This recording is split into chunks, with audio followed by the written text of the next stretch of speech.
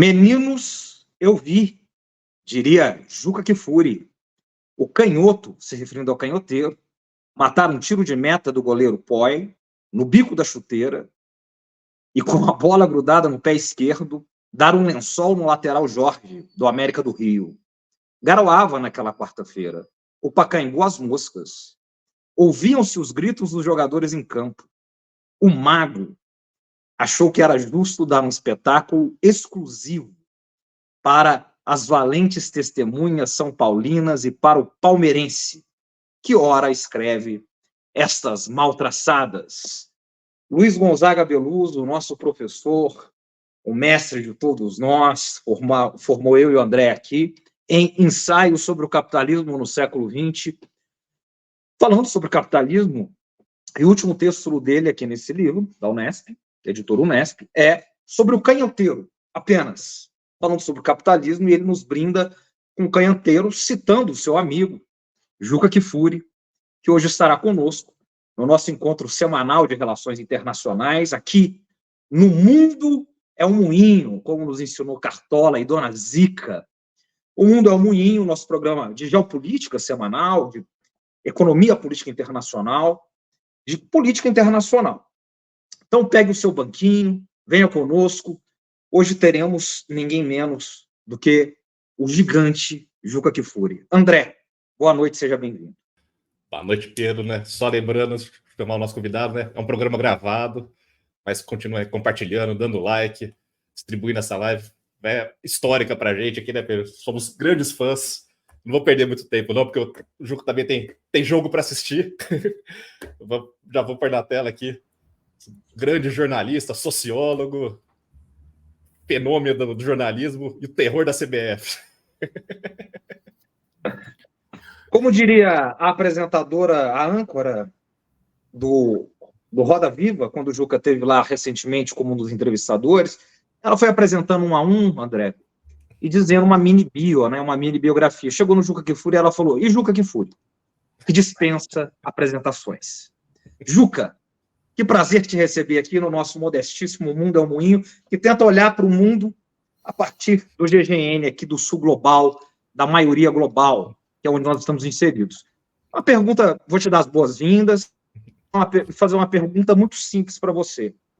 Como o futebol nos ajuda a enxergar a política e a política internacional? Seja bem-vindo. Olha só, é um prazer enorme estar com vocês. Eu diria que você não poderia ter feito uma abertura mais feliz, até porque, se referindo ao ponto esquerda, que era ídolo também de Chico Buarque de Holanda, na música que o Chico escala o seu ataque, né? É Garrincha, Didi, Pagão, Pelé e Canhoteiro. Né? Porque o Canhoteiro era uma Garrincha pela esquerda. O Canhoteiro era um boêmio, era um romântico a tal ponto que abdicou de a Copa do Mundo de 58. Ele provavelmente teria sido campeão do mundo no lugar do Zagallo, porque o Pepe era o titular e o Zagallo acabou tomando a posição porque o Pepe se machucou, mas o Canhoteiro seria um dos pontas. Mas ele não gostava de viajar de avião, ele não gostava de ficar longe da cervejinha dele, e ele acabou não indo. Mas o Canhoteiro protagonizou cenas aqui no Pacaembu, contra o Corinthians, por exemplo. O Corinthians tinha um zagueiro descendente de espanhóis, o Idário. O Idário jogava o Canhoteiro na pista de atletismo, então havia uma pista de atletismo no Pacaembu. Tanto que ele batia no Canhoteiro, porque o Canhoteiro era simplesmente um diabo. Ninguém conseguia pará-lo. Então, você fez muito bem em abrir com o Canhoteiro. Como eu preciso não fazer um reparo, mas fazer uma outra constatação. O mundo é uma bola. Né? Nós bem sabemos. O mundo é uma bola. Há quem pense que não, hein, Juca? Ao contrário, não há quem pense que não, é verdade. E tem custado caro ao Brasil esses que pensam que o mundo não é uma bola, que o mundo acaba numa geleira, né? O mundo acaba e termina numa geleira. Embora esses mesmos tenham tido um ministro que foi o único brasileiro que olhou lá de cima para saber que o mundo é uma bola, né? O nosso ministro astronauta, né? Que virou senador, e ele nunca teve coragem de dizer para os seus pares: ó, gente, para com essa bobagem, porque eu vi lá de cima.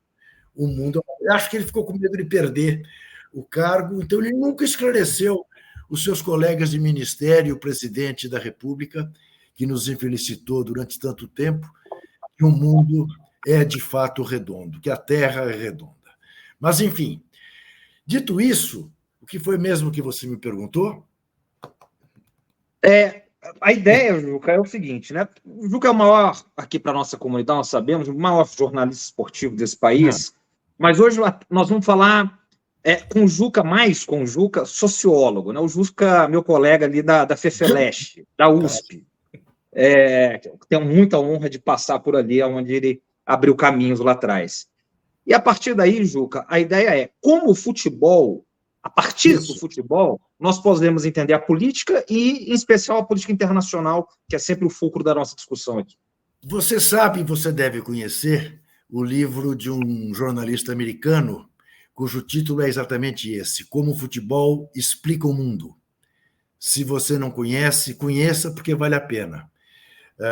Eu, evidentemente, vou esquecer o nome dele, mas eu tenho certeza que ou você ou o André, enquanto a gente conversa, dão um Google e descobrem rapidamente o nome dele.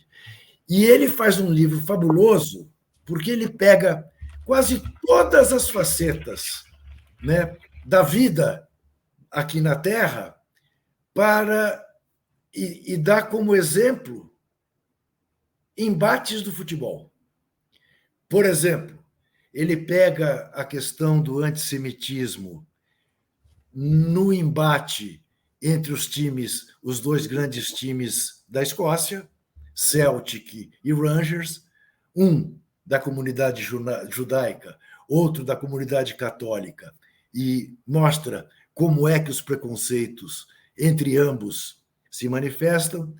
Ele faz o capítulo da corrupção, não por acaso, no Brasil, com a CBF, com o Eurico Miranda, com a cartolagem nacional.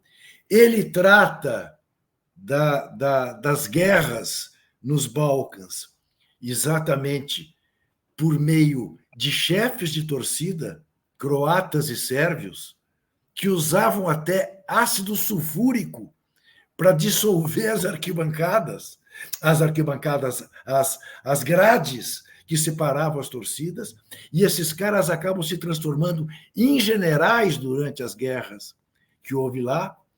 Enfim, ele faz uma série de comparações de como o capitalismo, né, tomou conta do futebol da Inglaterra, e assim vai, explicando. Franklin Foer é o nome dele, se eu não estiver muito enganado. É isso mesmo, eu conferi aqui, já é isso mesmo. Ainda bem que me veio o nome dele, porque ele merece. É um brilhante jornalista americano, né, que fez esse livro. Então, eu te diria o seguinte, quer dizer, é muito aquela coisa que até vira chavão, né? O futebol imita a vida e vice-versa. O futebol explica muita coisa, e muita coisa se explica por meio do futebol, e, na verdade, tão bom seria, né, se as grandes questões mundiais se resolvessem num campo de futebol, porque Nelson Rodrigues já dizia isso, né? O futebol extrapola as quatro linhas, pobre de quem imagina que o futebol se esgota nas quatro linhas do gramado, né? Dizia ele, uma pelada de rua contém um drama shakespeariano. E é pura verdade, a gente que jogou bola sabe disso, né? Independentemente de qualquer coisa, da nossa habilidade para o esporte bretão ou não, o futebol revela pessoas, revela personalidades, né? Quantas pessoas muito calmas, muito tranquilas, se transformam em feras dentro do campo, né? Brigam com amigos, xingam, dão pontapé, né? Na ânsia de ganhar um jogo. Eu sempre conto esse episódio, porque é absolutamente verdade. Durante muitos anos, na Editora Abril, nós alugávamos um campo de futebol num clube alemão ali perto de Santo Amaro, chamado Kolping Club.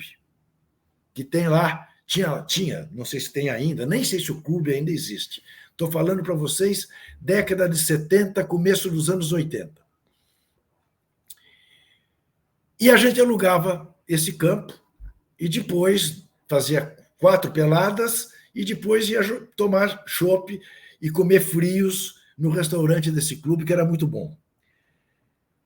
E tinha uma turma de uma empresa, de uma grande construtora brasileira, que usava o horário depois de nós. E um belo dia, o meu time já tinha jogado, eu estava à beira do gramado, vendo os outros 2 times jogando, e quebrou o pau. E foi uma grosseria, assim, filha daquilo, e você, a sua mãe não é homem e tal, papá, e ameaça de porrada, e um horror. E eu ouvi um dos engenheiros dizendo para outro engenheiro, nossa, que nível tem essa turma, hein? Aí eu não aguentei. Eu me aproximei e disse, olha, deixa eu lhe dizer, aquele ali de óculos que xingou o Careca é o Guilherme Veloso, diretor da revista Exame. O que foi xingado é o Nilo Martins, diretor da revista Quatro Rodas. Aquele que deu o pontapé é o editor de política da Veja. São os caras que vocês leem, tá? Isso aí. Bom, foi uma gargalhada, né? Mas era isso mesmo.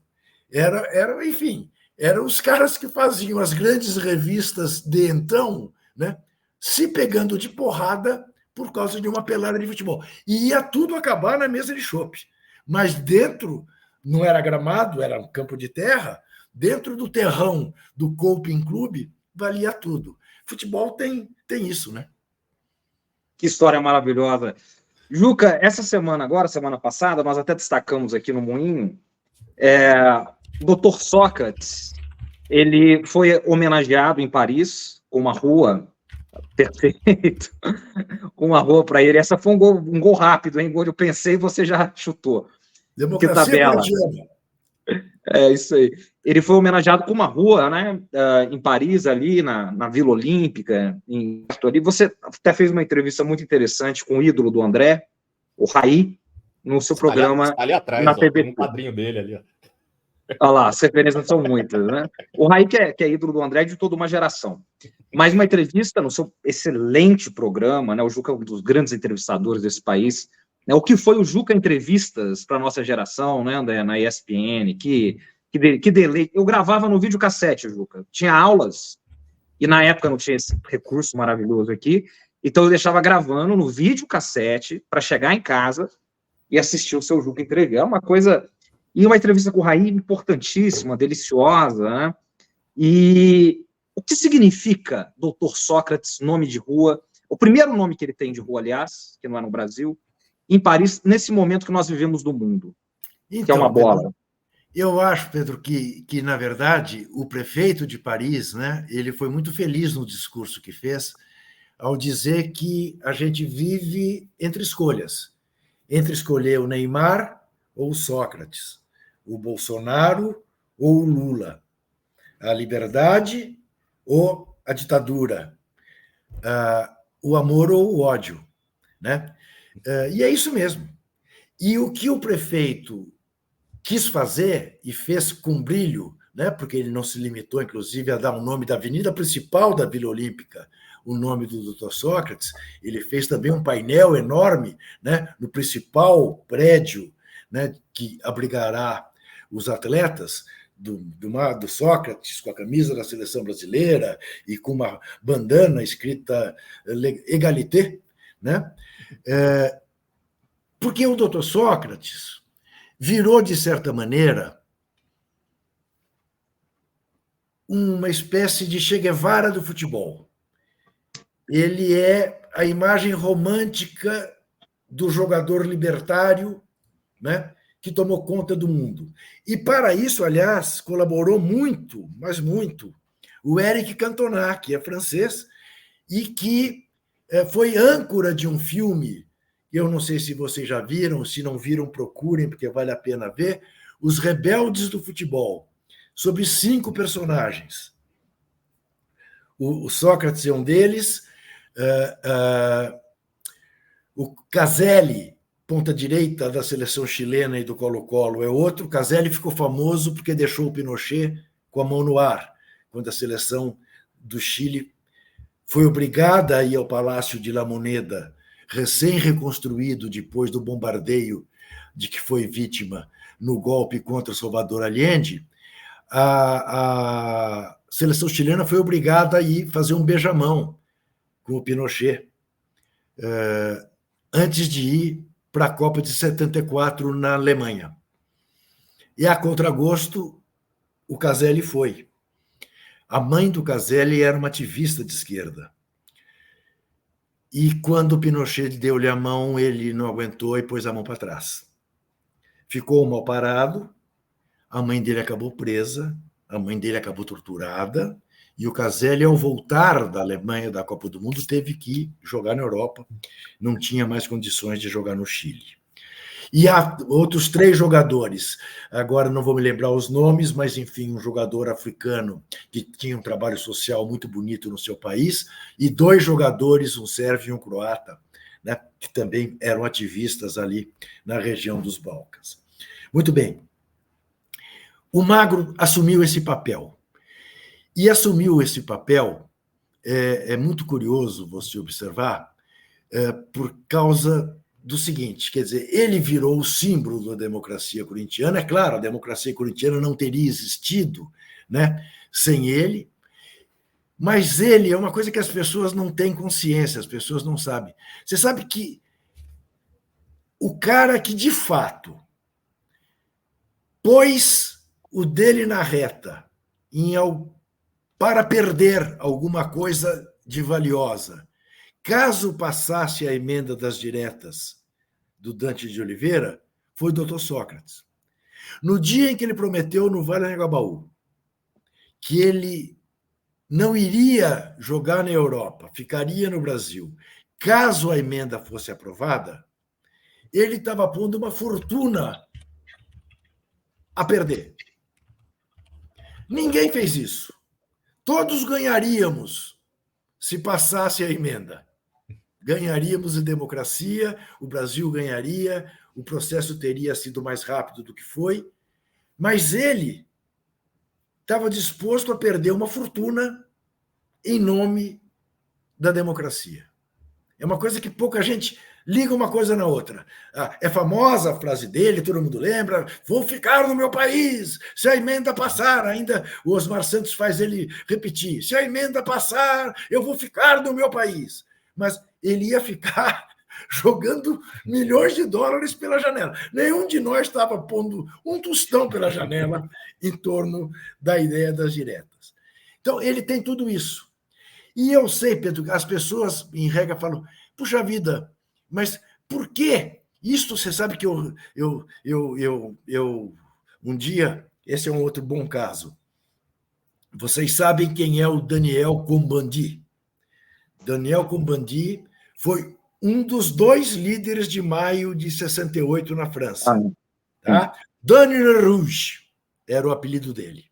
Ele foi um dos 2 que levantaram a Sorbonne e que fizeram o É Proibido Proibir em maio de 68 em Paris.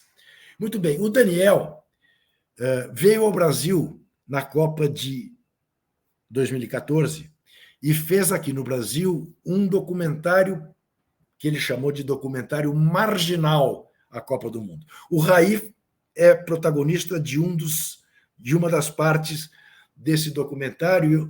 Eu fiz outra também lá em Brasília. Mas o Daniel alugou uma Kombi e pintou a Kombi todinha de Dr. Sócrates, em todas as portas. Tá? Mas o que eu quero contar é o seguinte: eu estava um dia de carro na rua, tocou o celular, eu atendi e ouvi do outro lado: Monsieur Jucá, é Daniel. Eu tenho um filho, Daniel. Eu falei: para de palhaçada, o que você quer? Eu estou dirigindo, não posso falar. Ele disse: Monsieur Jucá, é Daniel. Eu falei: aqui Daniel, o quê? Que Daniel? Monsieur Jucá, é Daniel Cohn-Bendit. Aí eu Falei, opa, é o Daniel Combudi. Como é que ele tem meu telefone? O que ele quer comigo? Não faço a menor ideia. Parei o carro e falei, Monsieur Daniel, je ne parle français. Vamos falar inglês? Vamos falar inglês?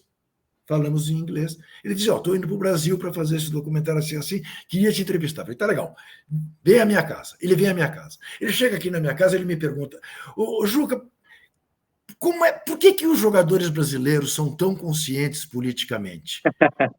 Quando no mundo inteiro isso não se dá. Eu falei, Daniel, de onde você tirou isso? Ele, como? Eu falei, quem são, Daniel? Você não vai encher duas mãos.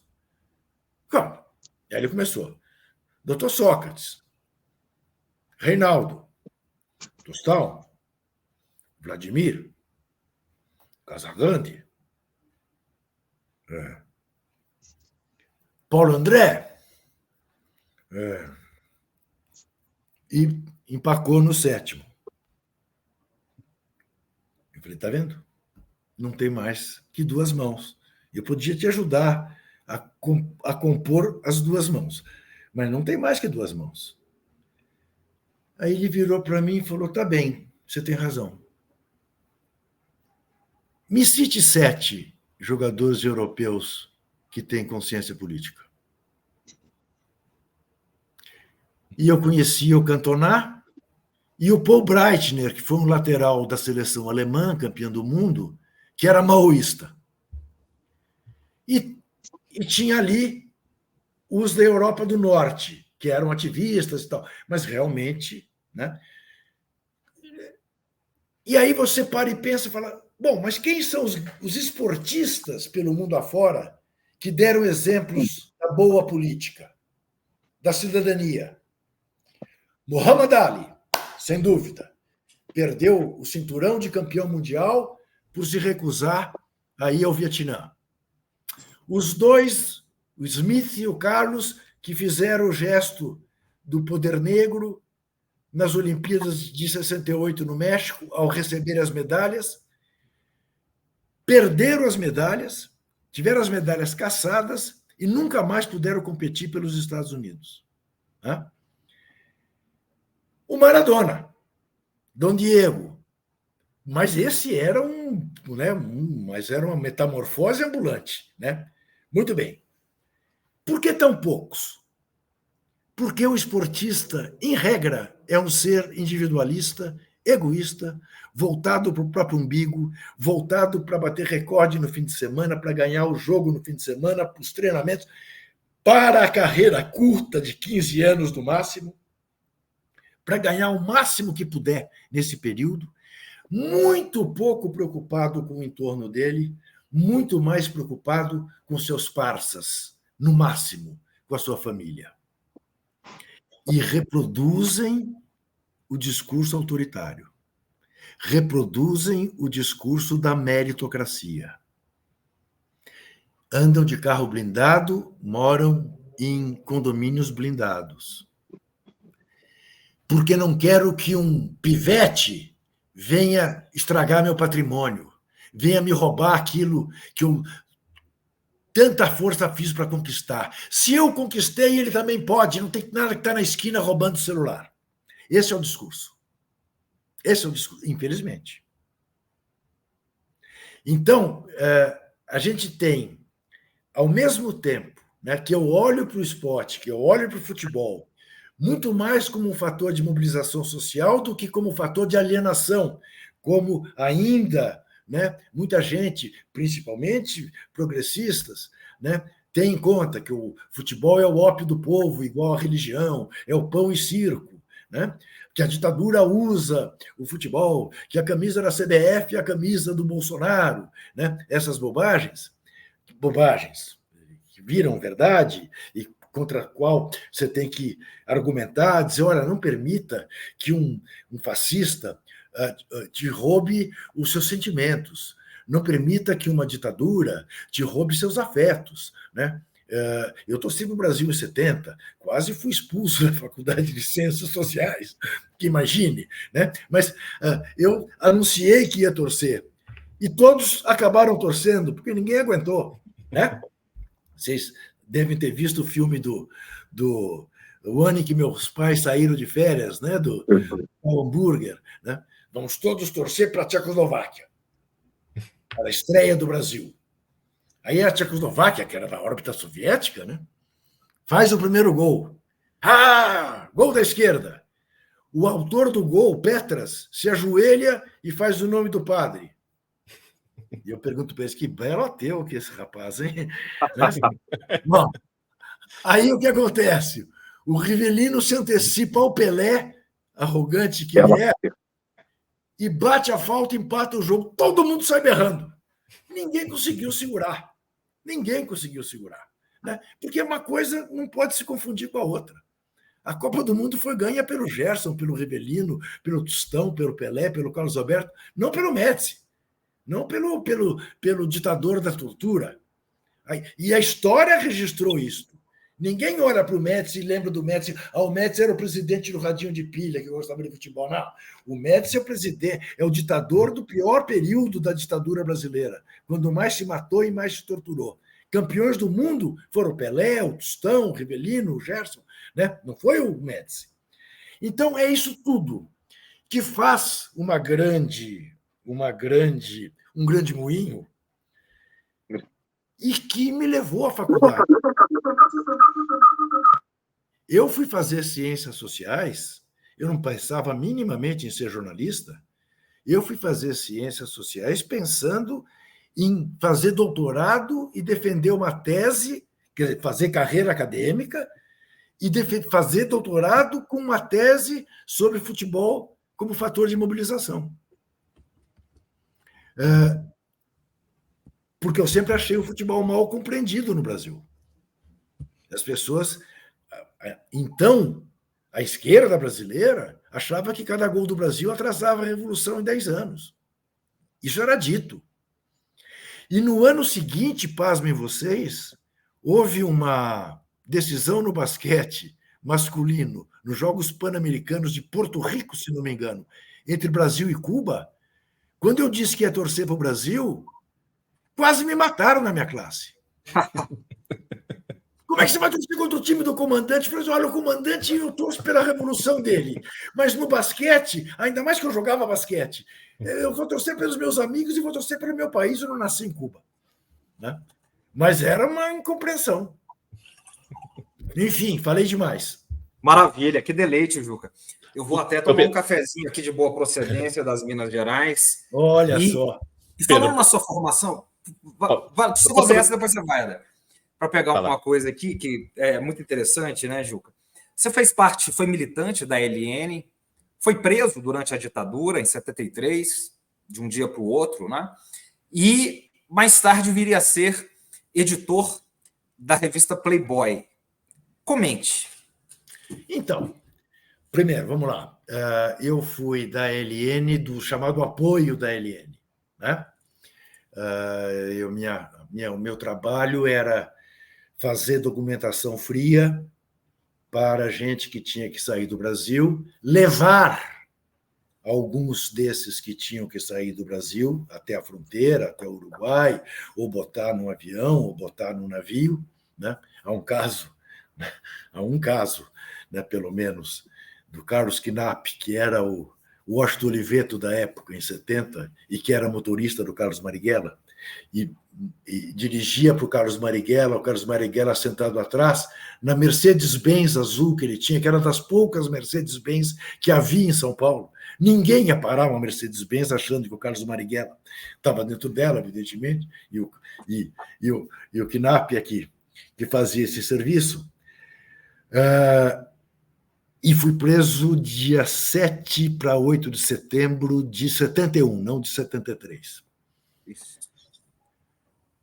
Veja bem,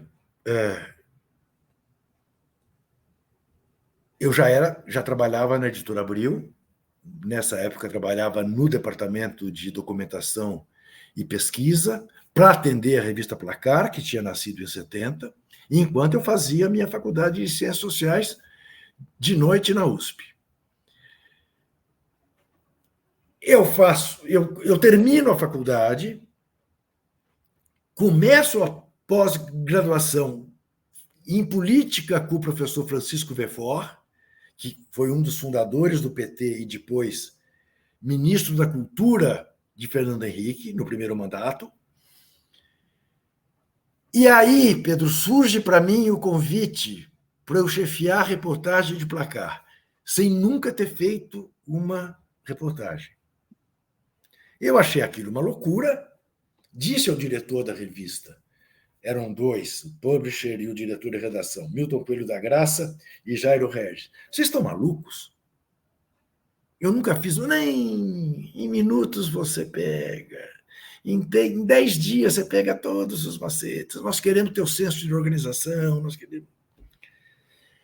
E aí eu tive que optar, porque a pós-graduação só funcionava diurno na USP. Não sei se hoje tem noturno, espero que tenha.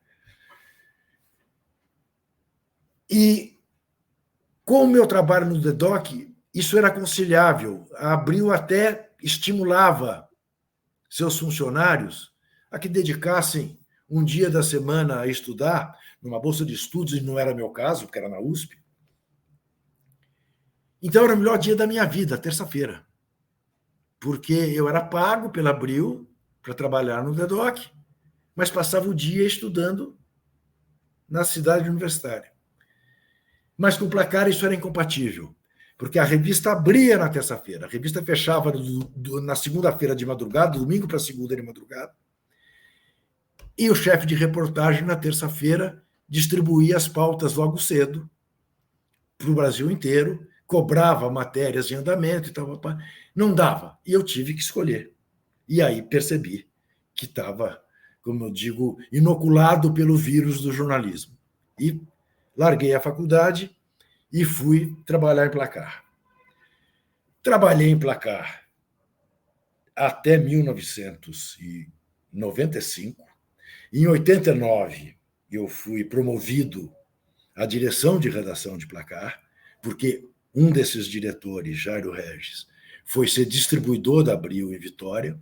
O publisher Milton Coelho da Graça, ao me convidar, eu tive uma outra surpresa, porque eu tinha acabado de ser do comando de greve dos jornalistas em 79, greve que foi um fracasso, mas que, enfim, eu era diretor do Sindicato dos Jornalistas, eu tinha sido um do comando de greve, e disse, você acha que o Roberto Tivita vai aceitar um dos... A editora Abril não precisou de piquete, tamanha foi a adesão. O Roberto não vai aceitar um negócio desse. Vai lá falar com ele que ele está te esperando. Eu fui à sala dele, falei, Roberto, doutor Roberto, você enlouqueceu? Ele disse, não, por que você está dizendo isso? Eu acabo de comandar uma greve fracassada, ser um dos comandantes da greve, e você faz de mim um diretor de revista seu? E ele me disse, você vestirá a camisa da revista como vestiu a camisa dos seus companheiros. E assim foi selada a minha promoção à direção de Placar. E assim fiquei, até 91, quando morre o diretor de Playboy, Mário Escobar de Andrade, aos 46 anos, de um infarto fulminante. O sonho do Mário era que trabalhássemos juntos. E aí, sou chamado por Dr. Roberto Tivita, que me diz isso. Nós vamos realizar o sonho do Mário sem o Mário. Você vai assumir também a revista Playboy. Placar tinha passado a ser mensal, tinha deixado de ser semanal, como foi até 90. Então, digamos, a minha vida estava um paraíso, só fazia uma Placar por mês. E aí eu fui assumir Playboy. É claro que hoje eu não aceitaria, mas, né, vamos contextualizar. O que era a revista Playboy? Era uma revista machista? Claro que era. Era uma revista que explorava a sensualidade das mulheres? Claro que era. Era uma revista que vendia pela capa? Claro que sim. Mas era uma revista de jornalismo refinado, de entrevistas fantásticas, em que se desnudava o entrevistado. Eram, em regra, as melhores entrevistas de cada um dos personagens que a Playboy elegia para para entrevistar, porque eram 6, 7 sessões de 5, 6 horas de gravação, e eu tive um problema dentro de casa, que eu vou contar para vocês. Assim que passar o helicóptero, para não atrapalhar o áudio. Um belo dia, eu estou em casa, no meu escritório, de costas para a porta, falando ao telefone com Vera Fischer, combinando uma capa com Vera Fischer, mais uma capa de Vera Fischer. E percebo, sabe quando você tem a sensação que tem alguém te espionando? Eu tinha uma filha, tenho, felizmente até hoje, que então tinha 14 anos de idade, plena adolescência. Tinha odiado a ideia de ver o pai em Playboy. Tá? Odiado, não se conformava. O que eu vou dizer para minhas amigas? Eu desligo o telefone, então tá legal, Vera, um abraço, continuamos essa conversa amanhã. Desliguei o telefone e viro. Está a dona Camila, minha filha, na porta do escritório, de braço cruzado, e diz para mim: poxa, pai, que coisa mais profissa! E eu falo: mas filha, você achava que era como? Você acha que a Playboy, na redação de Playboy, há coelhinhas seminuas oferecendo canapés e champanhe? Você acha que a redação de 4 rodas é todo mundo de macacão, cheirando graxa, sujo de gasolina? Não. A redação da Playboy é igualzinha de placar que você conhece. Só que, em vez de eu conversar com o Sócrates, como você vê frequentemente, eu tenho que conversar com a Luma de Oliveira, com a Vera Fischer, mas é um trabalho igual a outro qualquer. Seu pai não vai ver nenhum ensaio, não tem nenhuma conversa que não seja exatamente profissional. E a porta da sala da redação está sempre aberta, porque eu não nasci ontem. Então, foi assim. Foi assim. Agora, te digo mais. Não apenas hoje em dia não teria sentido, né? Como, aliás, não tem, né? Playboy desapareceu com a internet, claro, você vê na internet o que você quiser, mas também porque ficou muito politicamente incorreto, né? Você ter uma revista como Playboy. Se eu estivesse em Playboy na fase da transição, eu fui diretor de Playboy durante 4 anos, de 91 a 95, a 94, quando a gente relança Placar. Se eu tivesse no momento da transição, eu talvez tivesse mantido Playboy como uma revista masculina, mas como uma revista Esquire. Tá? Teria feito uma capa de Playboy com um homem na capa, de smoking. Tá? Algum figurão, um Chico Buarque de Holanda. De smoking, a virada de Playboy. Aqui não tem mais lugar para mulher nua. Não se fez assim, acabou se perdendo a Playboy. Mas era uma revista muito boa de fazer. Para você ter uma ideia, quando eu saí de Playboy, a última redação com a qual eu trabalhei tinha Nirlando Beirão, Nossa, Humberto Werneck, Eugênio Bucci, e não era pouca coisa. Não era pouca coisa. E Playboy se notabilizava por ser a revista que pagava os melhores freelas. Então, nós tínhamos como freelas Ricardo Boechat, Audálio Dantas, Fernando Pacheco Jordão, Zósimo Barroso do Amaral, enfim. Por quê? Porque a gente pagava 10 paus e dava o tempo que o cara quisesse para fazer a matéria. Então, você enfileirava grandes matérias em Playboy. Playboy ganhava prêmio em cima de prêmio de jornalismo, Essos e o que você quiser. Para você ter uma ideia, esse é um bom caso, a primeira matéria que pousou na minha mesa, e eu, diretor de Playboy, ainda traumatizado com a morte do Mário, era uma matéria sobre, em bom português, sobre suruba. Era uma matéria sobre uma grande festa de homens e mulheres liberais. Eu li, eram umas 30 laudas. Laudas, era um pedaço de papel que você punha na máquina e escrevia. Não tinha uma, estamos falando de 1991, não tinha uma linha, uma vez sequer, a palavra camisinha, a palavra preservativo. Ah? E vivíamos a pandemia da AIDS pelo mundo afora. Eu acabei de ler, estarrecido, chamei o editor, falei, escuta, você está maluco? Quer publicar uma matéria dessa, falando de sexo livre e o diabo 4, de suruba, o escambau, e não tem camisinha? Em plena pandemia de AIDS? Ah, Juca, você está chegando agora a 3 coisas da policy da Playboy de Chicago que são irrecorríveis. Uma, Playboy não publica anúncio de arma, que Playboy celebra a vida. Playboy não publica anúncio de remédio contra a calvície, porque o leitor de Playboy é um cara muito bonito, muito bem apessoado, cabeludo. Playboy não associa sexo à doença, à morte. Sexo é prazer. Portanto, não se fala de camisinha.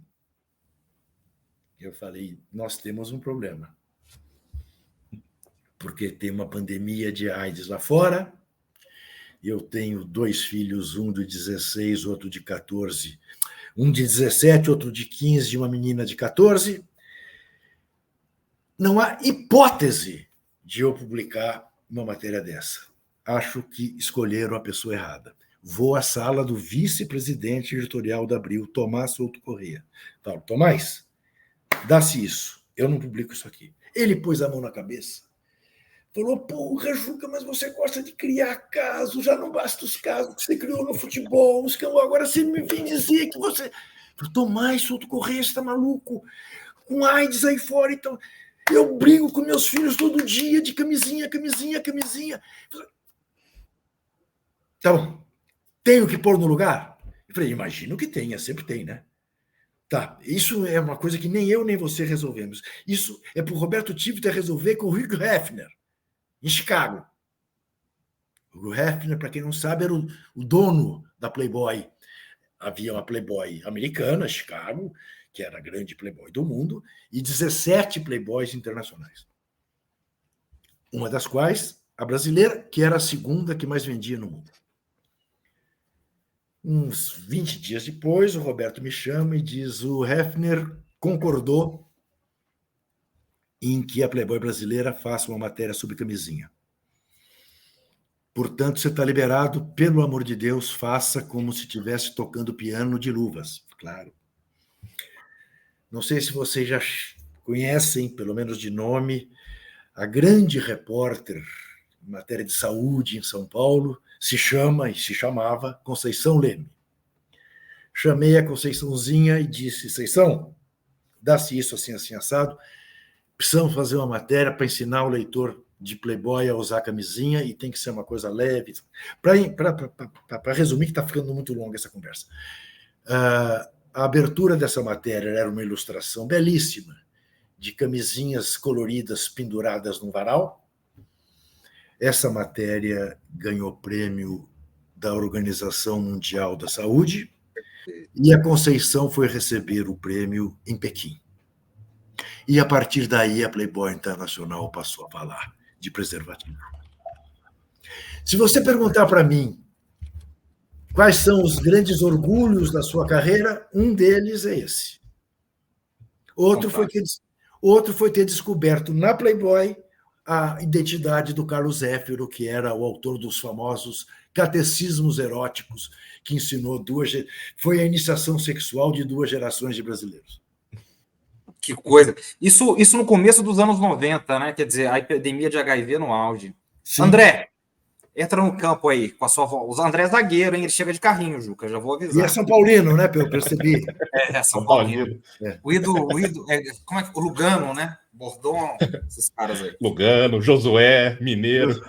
Mineiro, Tertuliano, que morreu ontem, que pena. Eu queria voltar um pouquinho para a Rua Sócrates, não necessariamente para a Rua Sócrates. Aliás, mais uma rua famosa, assim como a Rua Nadir Kfouri, a Marielle Franco também, e que você escreveu um texto, né, recentemente, que não vão destruir a placa da Marielle Franco, como fizeram, não vão destruir a placa do Dr. Sócrates, como fizeram com a da Marielle Franco, né, os atletas como o Wallace, o Maurício, deputado Maurício, aliás, de passagem. Isso, né? isso. Então, eu queria que você falasse um pouco das Olimpíadas mesmo. Vai ser a primeira Olimpíada desde a pandemia que vai ter público na França, né? A gente sabe que é uma nação, como você falou, de 68, todo o seu histórico revolucionário e a Olimpíada sempre foi um palco de manifestações políticas. Do Tommy, como você falou, do Tommy Smith, como você falou, do Jesse Owens, quando venceu também a prova, na frente do bigodudo, do Hitler, né? E por exemplo, temos, né, a Rússia não vai poder participar com a sua delegação, a Bielorrússia também não, né, todo o conflito na Ucrânia. E eu queria, assim, qual é a expectativa, como uma demonstração política? Você acredita que isso vai acontecer, né? Sabe, na Europa, todo o problema de imigração, todo o contexto global, né? Tudo que envolve. Como você acha que isso vai ser representado nas Olimpíadas, né? Vamos ter manifestações pela paz na Palestina, né? Tudo. Como você está vendo isso? O que você espera dessas Olimpíadas? Eu acho, primeiro, que ela será, talvez, embora as anteriores não tenham sido exatamente fáceis em relação à questão de segurança, eu acho que Paris vai ser um esquema de segurança brutal, porque o fato do Macron, até hoje, né, ter uma posição tão acrítica ou a favor deste terrorista chamado Netanyahu, obviamente, é um alvo, né, de uma ação terrorista. Né? Espero que depois da burrada que é o Hamas, que burrada, da barbaridade que o Hamas cometeu em Israel, não faça a mesma coisa em Paris. Isto posto, Olimpíadas, em regra, são mesmo palco de manifestações e de muita hipocrisia. A ausência da Rússia e da Bielorrússia, por exemplo, é a personificação da hipocrisia. Eu te pergunto, tudo bem, não vamos permitir a presença russa porque invadiu a Ucrânia, mas por que permitimos a presença americana quando invadiu o Vietnã? Por que permitimos a presença americana quando invadiu A, B, C, D, E e F? De Israel também, né? O próprio Por que Israel. permitimos que Israel participasse quando ela faz o que faz no mundo árabe? Quando expulsa pessoas de suas terras, de suas casas, da maneira como faz e põe lá seus colonos. Qual é a lógica? Qual é a coerência? Aí é aquela coisa do velho Stanislau Ponte Preta. Ou todos nos completamos, ou restaure-se a moralidade. Né? Ou você diz, olha, isto aqui é um evento apolítico, política que não entra em hipótese alguma, não estamos preocupados com o que os governantes fazem, estamos preocupados em dar espaço para os atletas que nascem onde nascerem. Nasçam eles onde tiverem nascido. E tem aqui porta aberta se tiver índice para participar. Ponto. Porque senão fica uma coisa seletiva. Né? Fica uma seleção deste eu não gosto, portanto, este invadiu. Aquele está fora. Deste eu gosto, pode invadir aquela, que tudo bem. É assim que eu vejo. É assim que eu olho. Né? Não faz sentido. Não faz sentido a proibição pelas razões que o Comitê Olímpico Internacional está utilizando. E o que é gozado é que o Comitê Olímpico Internacional acaba de, mais uma vez, sublinhar que o COI é uma entidade apolítica e que a Olimpíada não é lugar de manifestação política. Quer dizer, primeiro, né, isso não para em pé, porque nada é apolítico. Né? É a coisa que eu falo sempre, né, André? A maneira como você toma café da manhã é política. Né? É você que prepara o seu café da manhã? É alguém que vive com você que prepara o seu café da manhã? É um empregado ou uma empregada? É um mordomo que vende jaleco e bandeja de prata e serve a sua mesa? O ato de tomar café da manhã é um ato político. E a partir daí o seu dia inteiro. Né? Você quer dizer, futebol e política não se misturam, basquete e política não se misturam. O que fizeram os negros da NBA para aceitarem jogar na bolha durante a pandemia? Só jogamos se abrir para as manifestações, vidas negras importam. E enfiaram goela abaixo da NBA. Não é? Então, não há como separar uma coisa da outra. Não há. Então, sob esse aspecto, eu acho que vai ser muito interessante observar o que vai acontecer em Paris. Porque eu acho que vai ter uma tensão muito grande em relação à questão de segurança e vai ter uma necessidade de manifestações libertárias por parte dos atletas mais conscientes. Estou muito curioso por ver o que vai acontecer. Olha, política internacional é um estado puro aqui, hein, André? Juca, como é que a reestruturação neoliberal do final dos anos 80 e dos anos 90, protagonizado pela senhorita Thatcher, que é tão amada pelas torcidas de futebol na Inglaterra, sobretudo do Liverpool, não? Como é que, digamos, para usar uma expressão aqui da Hannah Arendt, o apetite pantagruélico do neoliberalismo influenciou e influencia no futebol? O que é o futebol depois do neoliberalismo? Você veja aí, né, Pedro, como essa questão é uma questão difícil, delicada, né? Porque o que nós tínhamos até então, né, para pegar o exemplo brasileiro, né? Clubes, em regra, mal geridos, endividados, né, que começavam já essa política, né, de exportação de pé de obra e nossos ídolos todos indo jogar lá fora e, inclusive, esgarçando os nossos vínculos com a seleção brasileira. Nós não discutimos mais que foi convocado o centroavante do time do André, e não o do Pedro ou do Juca, mas sim se foi convocado o centroavante do Bayern ou do Manchester City. E daí o Bayern e o Manchester City, tão distantes de mim, não cabe uma discussão, a não ser uma discussão eventualmente técnica, emocional em hipótese alguma. Né? E a gente sabe o quanto, né, o futebol tem de emocional.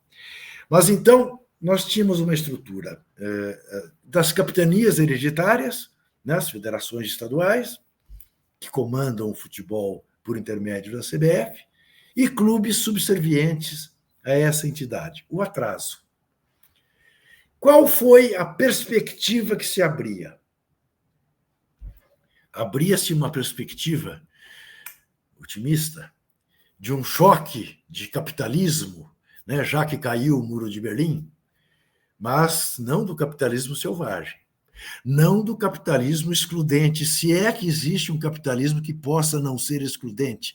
Dizem, né, que ali na Noruega, que ali na Dinamarca, na Suécia, temos alguma coisa próxima a isso. Né? Eu te confesso que os 6 dias que eu passei em Amsterdã também não foi. Em Copenhague, na Dinamarca, foram dias assim, mas em julho, verão, foram dias assim, falei, puxa vida, quem sabe, né, a gente não consiga transformar o Brasil numa Dinamarca. Ilusões. Muito bem. O que fez Dona Margaret Thatcher?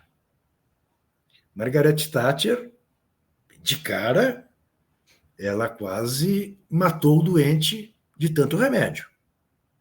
Porque a solução dada, né, para o tratamento dos hooligans foi da exclusão completa dos excluídos dos estádios na Inglaterra. Agora veja, Pedro, que coisa maluca. Um governo popular no Brasil colaborou para o mesmo fenômeno ao aceitar fazer arenas para receber Copas do Mundo, e você vai à arena do glorioso Esporte Clube Corinthians Paulista e ela está branca, cada vez mais branca, cada vez mais de mármore, cada vez tem menos espaço para os negros. Você vai ao Maracanã e o Maracanã branqueia a olhos vistos. E você fala, é essa a solução? Excluir ainda mais os excluídos de um dos poucos hábitos de entretenimento que ele tinha? E o que é pior, Pedro, o que é pior, excluindo até da televisão, porque cada vez são menos os jogos na TV aberta e mais os na TV por assinatura ou nos streamings. Eu não vou dizer para você, por dever de ofício, quanto eu gasto por mês com streamings e TV fechada, porque eu tenho vergonha de dizer. Tenho vergonha. Ainda mais que sou maluco por NBA, por basquete, tenho também o NBA Pass, o League Pass, que acho que chama League Pass, entendeu? Consumo minhas madrugadas até as 2:30 da manhã vendo jogo de basquete, para relaxar. Raramente escrevo sobre basquete.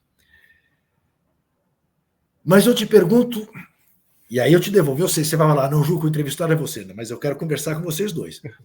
Você me jogou na cara a Fefeleche, eu digo sempre que o Brasil perdeu um mau sociólogo e ganhou um jornalista mequetrefe.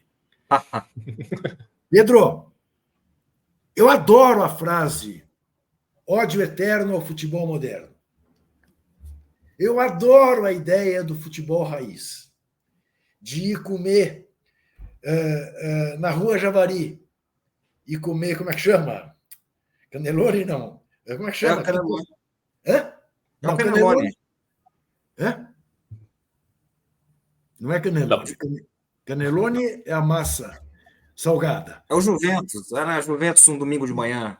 Isso. Né? Adoro. Mas é mero romantismo nosso. Eu te diria que o Bayern Munique achou um bom modo de resolver seus problemas. O Bayern Munique virou uma sociedade empresarial, mantendo 51% do controle, trazendo 3 gigantes para se associar. Bom, tem até um efeito deletério na Alemanha. Está perdendo agora, enfim, a possibilidade de ser campeão pela 12ª vez seguida. O Bayer Leverkusen vai ser campeão. Uma coisa surpreendente, está invicto, não perde a 42 jogos. Temporada inteira sem perder um jogo da Bundesliga. Bayer Leverkusen. Da Bayer. Um é Bayern Munique, é uma homenagem aos bávaros. O outro é a Bayer, da Bayer é bom. Se é Bayer, é bom. O futebol virou isso. Então, velho, o que eu te digo é o seguinte: eu, torcedor, todo jogo faço a mesma coisa. Na hora que a bola começa a rolar, eu volto a ter 14 anos. Eu esqueço tudo que eu sei do entorno e do subterrâneo para poder manter a minha paixão pelo futebol. Ô, Juca, mas aí, por exemplo, eu vou tentar responder a sua pergunta, né? Eu, quando eu era criança, eu era fã primeiro do Romário e depois do Ronaldo, que na época era o Ronaldinho. Eu sou cruzeirense, ele começou no Cruzeiro, não São Cristóvão, mas no Cruzeiro, de fato, que ele jogou aqui no Brasil, né? E depois no seu Corinthians, já mais em outra fase. E na relação Cruzeiro, é papai, cruzeirense, a mineiridade, né? E, enfim, Azul, né? O Cruzeiro de Tostão, Joãozinho, depois a Tríplice Coroa, né? Que eu vi de perto, e recentemente o Bicampeonato Brasileiro. E o Cruzeiro é uma arte, né? O Cruzeiro, quer dizer, é o time do toque de bola, não basta jogar, tem que jogar bonito, tem que vencer e convencer. Né? Tudo aquilo que o Tostão já nos ensinou muito bem, o Alex fala muito. E aí vem o Ronaldo, que era o ídolo lá na infância. Eu raspava o cabelo para ficar igual o Ronaldo. Né? E uma vez o papai raspou também, porque, enfim, nessas coisas de torcedor. E eu lembro da gente viajando no frio e brigando para ver quem ia usar o boné e tal, essas coisas maravilhosas. E hoje, o Ronaldo é uma das pessoas mais desprezíveis que tem para a torcida, para parte da torcida do Cruzeiro. Né? Ele comeu o Cruzeiro, ele engoliu o Cruzeiro, ele só pensa em dinheiro. É uma lógica completamente neoliberaloide que ele faz ali, e que grande parte também tem medo de denunciar, porque ele é gigante, obviamente, né? Ele está direto aí com o presidente da FIFA, né? Toda essa gente boa. E, quer dizer, se o Corinthians amanhã, né? Eu quero colocar o problema da SAF como ela foi feita no Brasil, Botafogo vai jogar daqui a pouco, os times o Vasco, que se entregaram para a SAF, né, André? Mas, por exemplo, se o Corinthians amanhã for de um dono só, não o modelo Bayer, que é um modelo muito interessante que você coloca aqui, e esse cara for um canalha global, não que eu esteja chamando o Ronaldo de canalha global, né? E não ao contrário também. Mas esse cara, hipoteticamente, for um canalha global, não fica muito difícil. Assim, claro, né? Mas eu não sei, eu queria te ouvir, é um desabafo. Pedro, vamos lá. Não, eu entendo perfeitamente o que você está falando. Nossa, olha, eu te diria que eu tenho essa conversa diariamente com diversas pessoas, às vezes simultaneamente, às vezes cada uma por si. Eu detesto a ideia de ver o Corinthians com dono. Mas eu sou suficientemente bem informado para saber que o Corinthians tem donos desde que eu me dou por gente. O Corinthians foi do Vadielu durante mais de 10 anos, foi do Vicente Mateus durante mais de 15 anos, foi do Alberto Dualib durante mais de 10 anos, foi do André Sanches durante 16 anos, e agora quer ser desse Augusto Melo. Acho que esse não vai resistir 1 ano e meio, porque esse extrapola qualquer... É um caso de mitomania doentio, acho que vai acabar no hospício. Mas, enfim. Então, eu não quero. Mas já tinha. E o que aconteceu? Por que a SAF no Brasil assumiu essa característica odiosa a que você se refere e com a qual eu estou de acordo? Porque deram a cruzeirada. Porque fizeram com o Cruzeiro. Uma quadrilha fez do Cruzeiro, que era um clube bem instalado, isso, aquilo, Raposa 1, Raposa 2.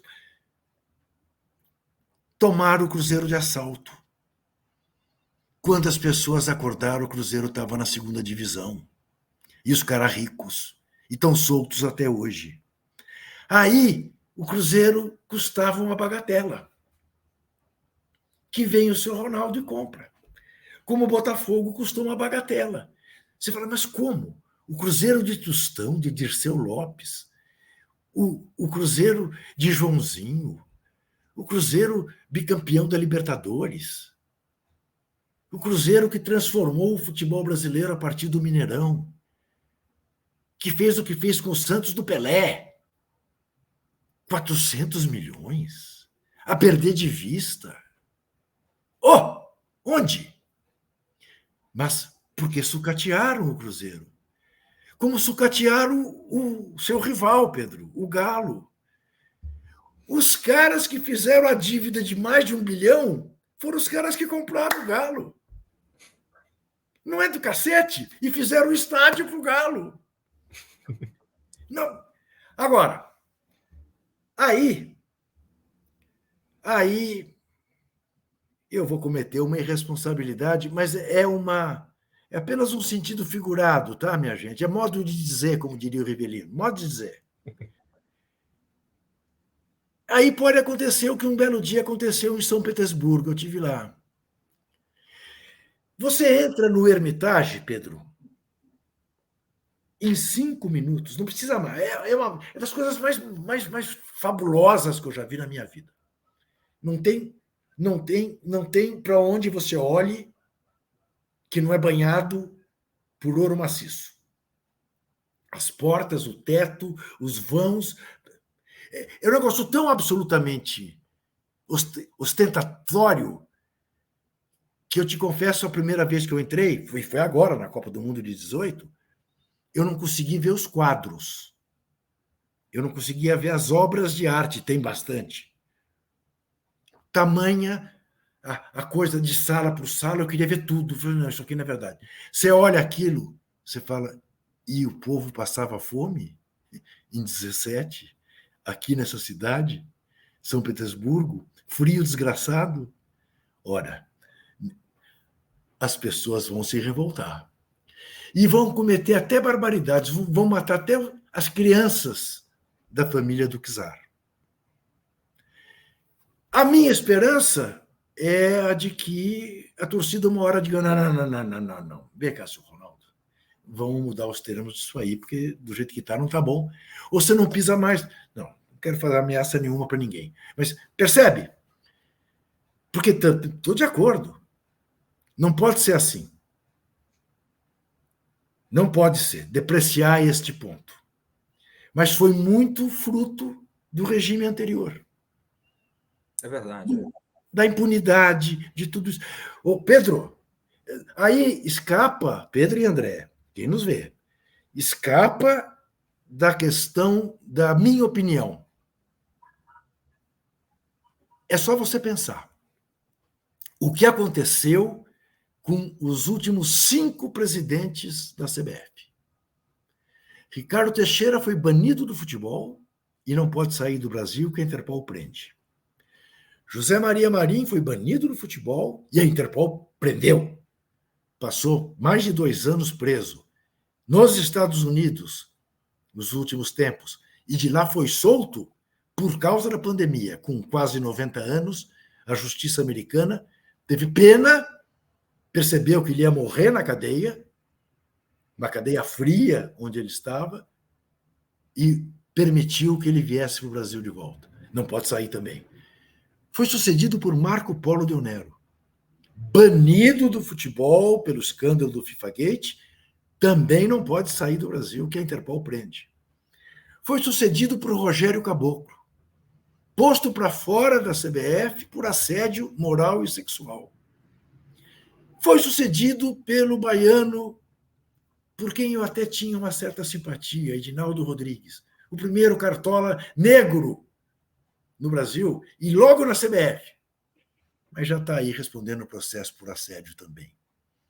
É uma estrutura carcomida, corrupta, corruptora, e não é que ela seja conservadora, ela é absolutamente reacionária, ela é absolutamente contra qualquer tentativa de modernidade, qualquer, que passe por discutir novos modelos de gestão para o futebol brasileiro, que não precisa ser filho do capitalismo selvagem, mas não pode ser herdeiro do clube associativo, porque da mesma maneira que você imagina uma cena, que eu sei que é apenas uma figura também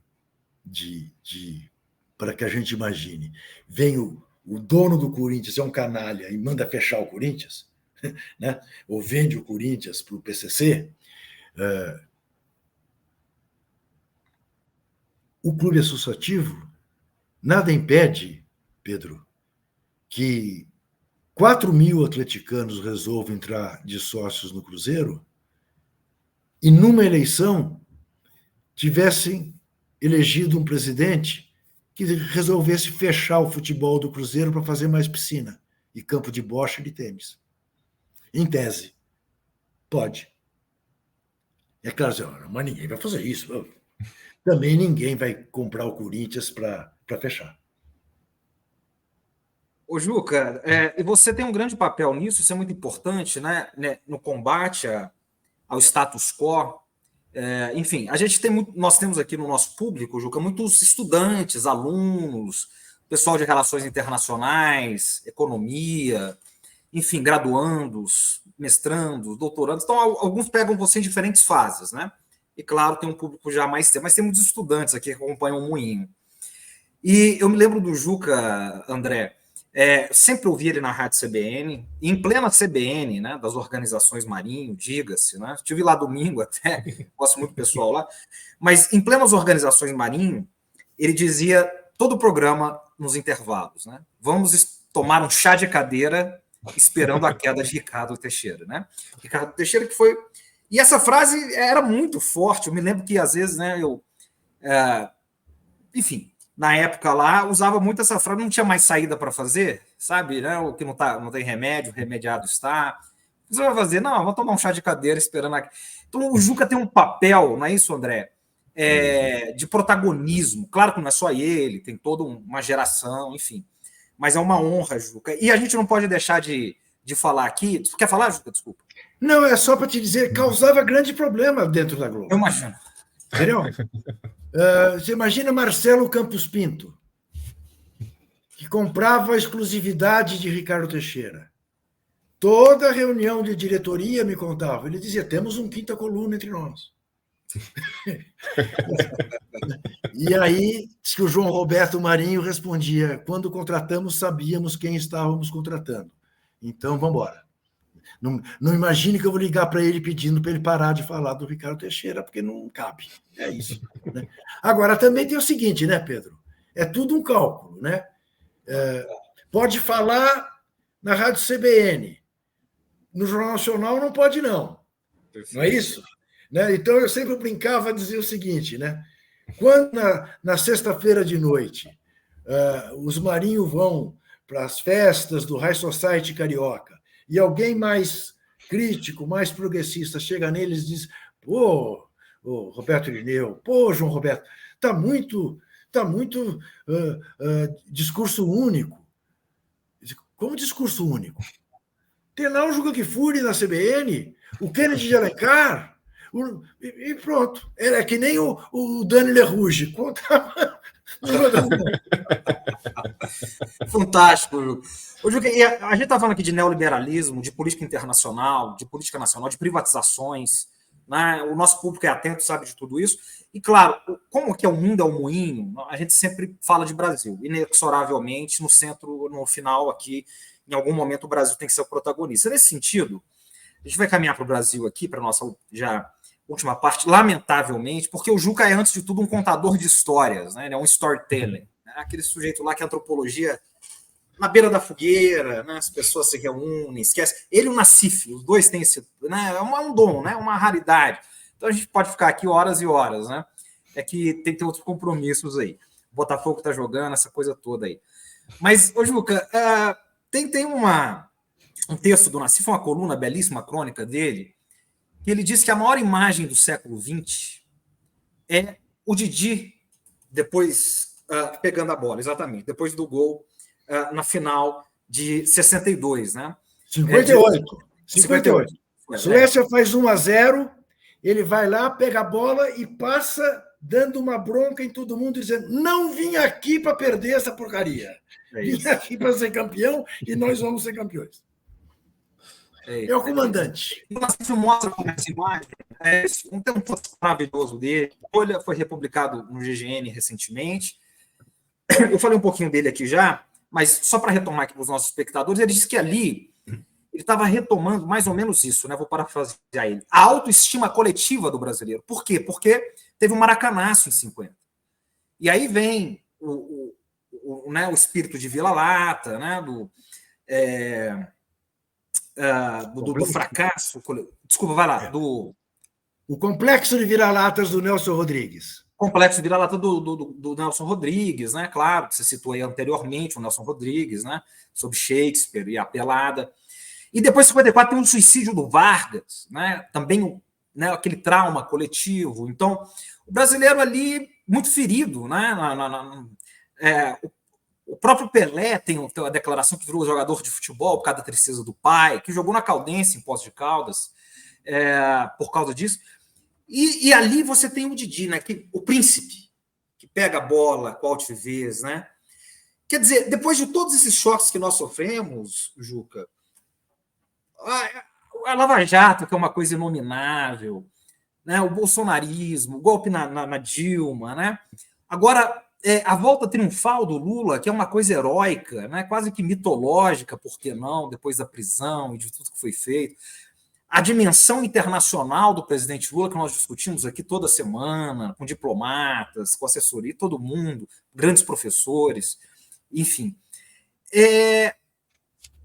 Falta um Didi, quer dizer, o Lula é isso, né? Ele é maior que tudo isso, mas assim, o que é a virada do Brasil? Não numa persona, mas numa ação, né? Uma ação coletiva, porque o brasileiro, né? A gente foi muito ferido, né? Você não vê essa confiança toda assim, né?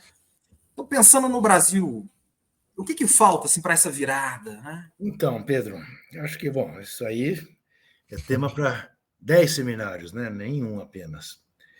Vamos lembrar. Veja como é. Que país que nós vivemos, que país que nós temos. Já que citamos Nelson Rodrigues. Nelson Rodrigues apelidou Didi de o príncipe etíope, né? Aquela coisa elegante, cabeça erguida, né? Que ele tinha a altivez, né? De um monarca, né? Você sabe por que o Didi era titular na seleção de 58, Pedro? Por quê? Porque ele era o único jogador cujo reserva também era negro. Todos os demais, entre ter um branco e um negro, a opção foi pelo branco. Por exemplo, assim, tem alguns exemplos que são gritantes. Djalma Santos era o lateral direito, acabou sendo eleito por um jogo só, o jogo final, como melhor lateral direito na Copa do Mundo. Foi reserva do Dessordi, que se machucou e não jogou a final. O Dessordi era branco, Djalma Santos era negro. O reserva do Didi era o Moacir, que era negro. E, portanto, jogou o Didi. O quarto zagueiro era o Orlando. Melhor que o Orlando era o reserva dele, o Zósimo, negro, que depois veio a ser titular na Copa de 62. Na ponta direita, o titular era o Joel, branco. Mané Garrincha, índio, Cafuso, era reserva. Esse é o Brasil, que para ganhar tem que superar esse tipo de coisa, esse tipo de mesquinharia, esse tipo de preconceito. Aí você me fala do Lula. Sim, o Lula é maior que o Didi. O Lula, o único personagem da história do Brasil, e eu sei que isso causa... Só um ignorante como esse Juca Kfouri é capaz de dizer uma coisa dessa. Esqueceu-se de Getúlio Vargas. Não me esqueci. Tenho o Getúlio Vargas presente. Mas não consigo esquecer o Getúlio Vargas da ditadura, do Filinto Miller, das torturas. Não consigo. Sem desmerecer o papel que teve depois. Eu diria para você o seguinte. Num país que tem Chico Buarque, que tem Heitor Villa-Lobos, que tem Tom Jobim, que tem Caetano Veloso, que tem Oscar Niemeyer, tem Pelé, o único que pode ser posto junto do Pelé chama-se Luiz Inácio Lula da Silva. O Brasil um dia terá a dimensão do quanto deve a este pernambucano. Não apenas pelos 2 governos que fez, que tirou o país do mapa da pobreza, mas pelo fato de ter conseguido impedir que o Brasil virasse uma Turquia, que o Brasil virasse uma Argentina. Não conseguiu antes, porque foi vítima de Moro e seus asseclas, Deltans e Companhia Bela. E os Estados Unidos da América, que invade onde quiser, da maneira que quiser, pela lawfare ou com soldados, invade, mas joga a Olimpíada, sempre, porque patrocina, porque os maiores patrocinadores do COI estão lá. E não se mistura por esporte com política. Mas então, devemos. Ao mesmo tempo, eu olho para isso e digo aquela velha frase, pobre do país que precisa de heróis. E a gente andou precisando. Não fosse ele, não teria a vida virada. Só ele poderia ganhar. Mas aí você olha e fala, bom, e 26? Ao que tudo indica, ele de novo. Você fala, não é possível. Não é possível que não forme outros que possam carregar esse fardo, até porque ele merece. Merece descansar, merece curtir. Tomara que ainda muitos anos de fim de vida, num novo casamento, depois de tudo que sofreu, depois da mulher que perdeu, pelas circunstâncias em que perdeu, você não tem a dúvida. Que a gente não deve nunca culpar o doente pela doença, mas grande parte da doença de Dona Marisa teve a ver com os dissabores que ela passou e somatizou. Perdeu o neto da maneira como perdeu. Irmão. Perdeu, mas tudo bem, o irmão estava doente, já estava de idade avançada. Mas o Arthur, o netinho, que era a loucura da vida dele, daquele jeito. Então, esse cara merece descansar. Esse cara foi vítima das maiores sacanagens que a gente já viu na vida política do mundo. Inventaram que o cara era ladrão. Com um triplex no Guarujá e um pedalinho no sítio do amigo. Não foi com um apartamento na Champs-Élysées e outro na Quinta Avenida. Não. Foi com um pedalinho no sítio de Atibaia do Jacobitar, que eu conheci nas greves de 79. Irmão dele. E o triplex que ele não queria, nunca quis. Né? Que basta você pensar e falar, você imagina o Lula na praia lá no Guarujá? Ele vai comprar um triplex ali, vai descer e vai ali à praia, no Guarujá, o Lula. Né? Então, esse cara merece. Pedro, eu sou crítico, eu acho que nem minha mãe escapou de críticas, nem meu pai, nem eu mesmo de mim mesmo. Às vezes eu me acho uma besta quadrada. Escrevo, digo isto. O Brasil deve demais a esse cara. Demais. E esse cara está nesse patamar. Está no patamar do Rei Pelé e o mundo o reverencia. Claro que de uma maneira diferente, mas o mundo o reverencia. Né?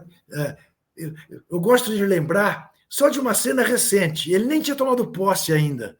Lembra da maneira como o Macron o recebeu no Champs-Élysées? Você fala, cacete, olha só, o pernambuquinho, o metalúrgico. Né? Você conhece a história?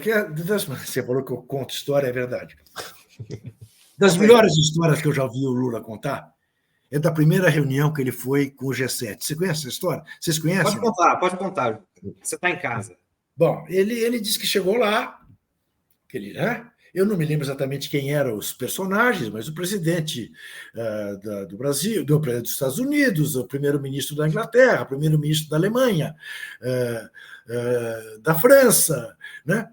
Enfim, os 7. Ele olha para aquela gente que ele não conhecia direito. E quando vai entrar na sala, se dá conta que não podia entrar com o intérprete. E que o Celso Amorim não ia com ele. E ele vira-se para o Celso e fala, não, fica tranquilo, você vai estar de fone, cada vez que tiver um falando, vai ter alguém traduzindo para você, e quando você falar em português, traduzirão para eles, na boa. Ele diz, assim mesmo entrei intimidado, estou ali quieto. E estou vendo eles falando de guerra para cá, guerra para lá, guerra.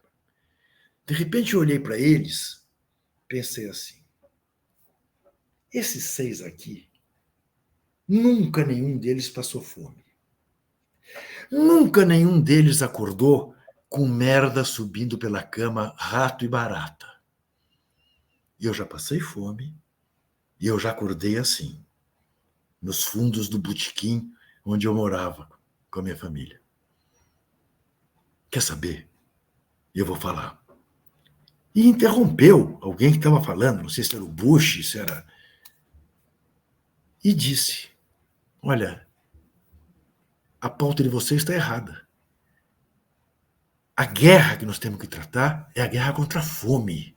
Não é essa guerra de vocês que enriquece a indústria bélica. Nós temos que falar da fome na África, na América do Sul. E, bom, anos depois, o Obama vira e diz, esse é o cara. Né? Ele foi capaz disso. Ele foi capaz. Ô, Juca, a gente estuda relações internacionais, né? A dimensão internacional, a liderança do Lula, como ele é a voz do Sul global, desde o primeiro dia do governo Lula I, que você está relatando aí muito bem, né? Então, a história que o Celso Amorim contou uma vez para a gente aqui, que ele dizia que numa dessas reuniões incríveis que você está falando, era ele o chanceler. E aí estava lá, né, o pessoal, e todo mundo lá, o Lula chegou, cumprimentou um por um, né? Na época era o Chirac, Angela Merkel, Tony Blair. Né? E aí o pessoal cumprimentou, ele sentou lá, tal, tranquilo. E aí chegou o Bush. Na hora que o Bush chegou, né? Digamos, o mundo levantou. O representante do Império, né? Como diria Samuel Pinheiro Guimarães, né? O imperador. Todo mundo ficou de pé para cumprimentar o Bush. Aí o Celso Amorim contou isso. Instintivamente, né? Aí o Lula bateu a mão na perna dele e falou, alguém levantou para a gente, companheiro? Ele sabe negociar, ele sabe a dimensão do Brasil. Não, e você sabe como termina? Você sabe como termina essa história, Pedro? Como? O Bush vai sentar na mesa do Lula. O Lula não levantou nem o Celso Amorim e o Celso e o Bush acabou na mesa dele. É verdade. É isso. É isso. Então, Giga, pode falar, Giga, desculpa. Não, eu fico impressionado, sabe com o quê?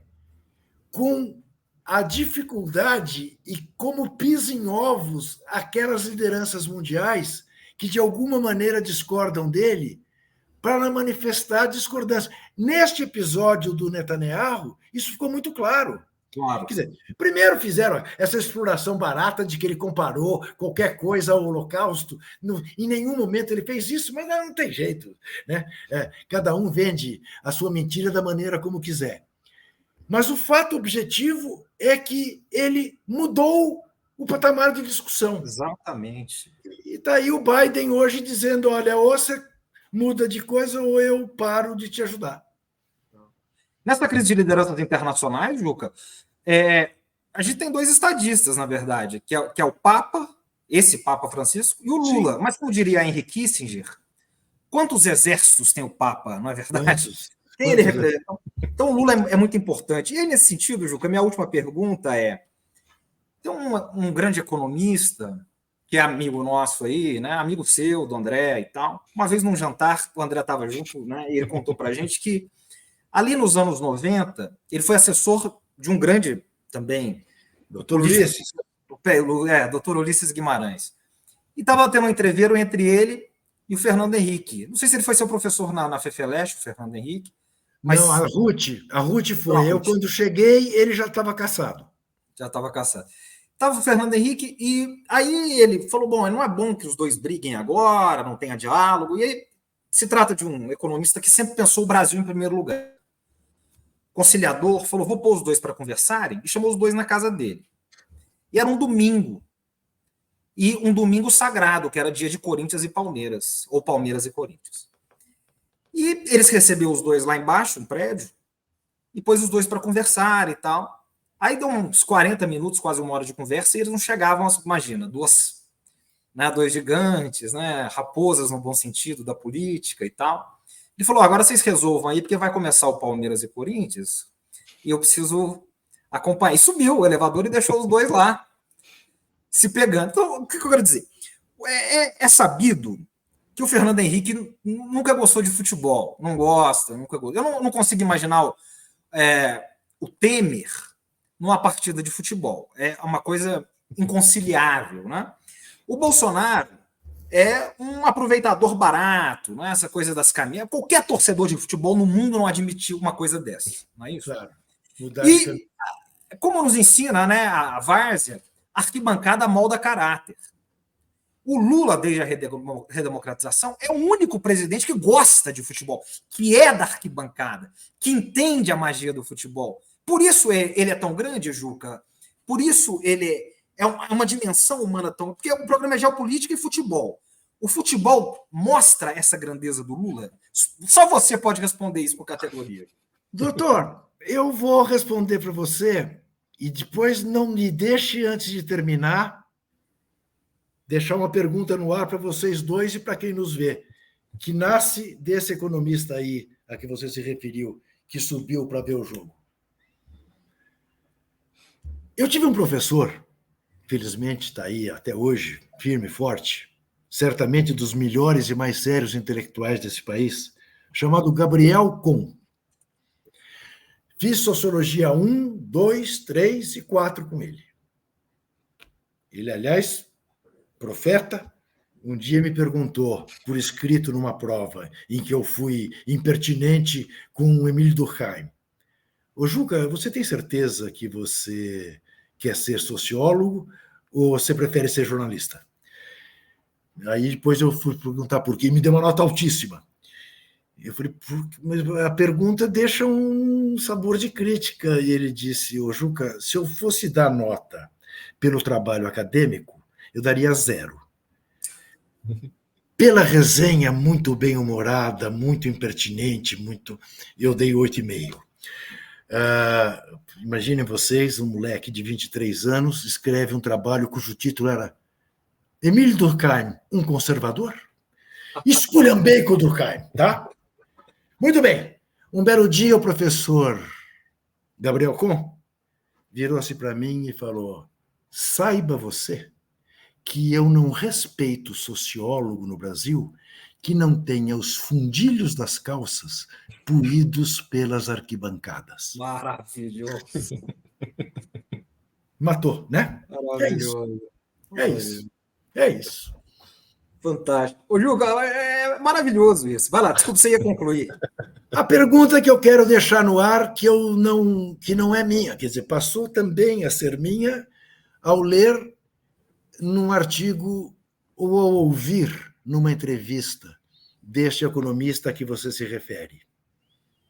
Às vezes é mais revolucionário você ser a favor. Às vezes é mais revolucionário você ser a favor da transição do que da ruptura, do reformismo do que da revolução. Pensemos.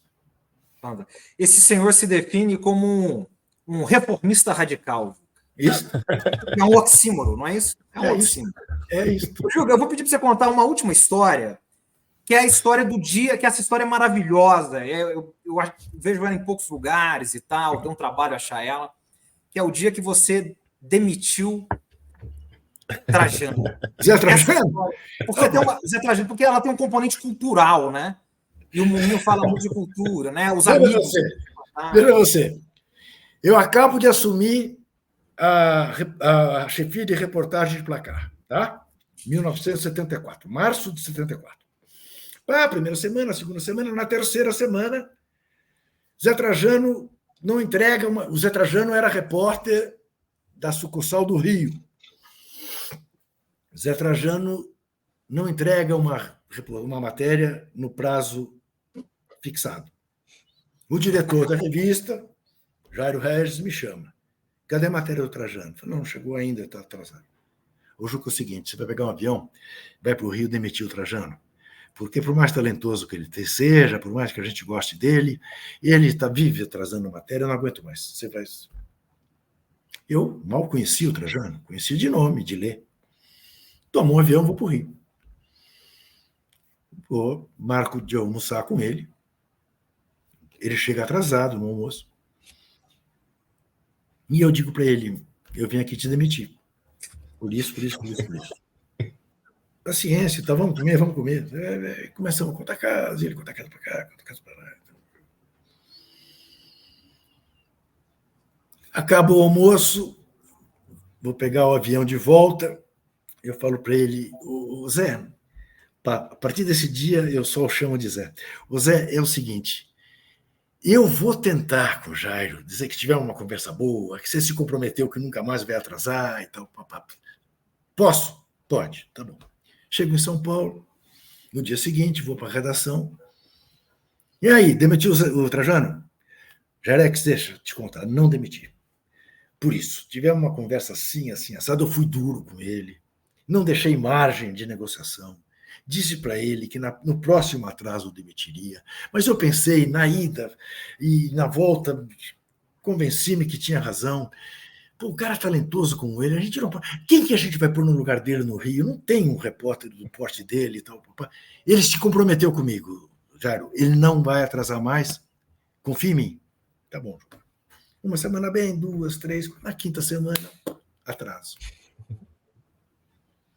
Jairo me chama e diz: agora é o seguinte, você vai pegar um avião, vai demitir o Trajano, se voltar aqui sem ter demitido o Trajano, eu te demito.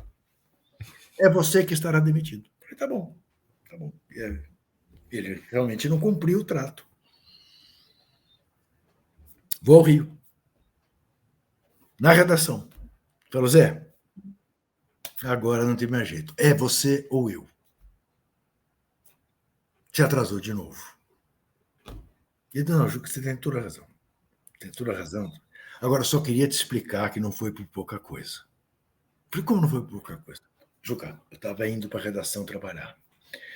Passei, eu não me lembro agora o nome do bar, um daqueles bares famosos do Rio. Passei em frente do Bartal. Estavam ali Paulo Mendes Campos, o Vinícius, o Chico e não sei quem.